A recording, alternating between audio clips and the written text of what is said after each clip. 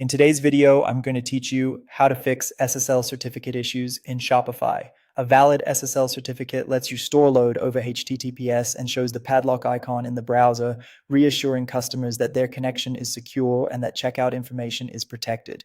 If your site says not secure or you don't see the padlock, follow along and we'll get this sorted. Start by logging into your Shopify admin. From the dashboard, open Settings, then choose Domains. This page lists every domain connected to your store and shows the SSL status for each one. Look at the status beside your primary domain. If it says active, you're all set. If it shows pending, provisioning, or unavailable, it needs attention. When the certificate isn't active, click Connect Existing Domain and reconnect the domain you want to use. Enter your domain exactly as registered, confirm, and let Shopify run its checks.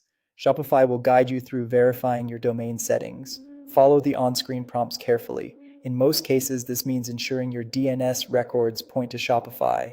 The root domain should have an A record that directs to Shopify servers, and the www version should use a CNAME that points to your Shopify host. Your domain provider's dashboard is where these records are managed, and any changes there should match what Shopify is asking for.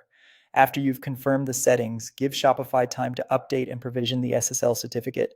This process can take several hours, especially if DNS changes were just made, because updates need to propagate across the internet. It's normal to see a pending or provisioning message during this window.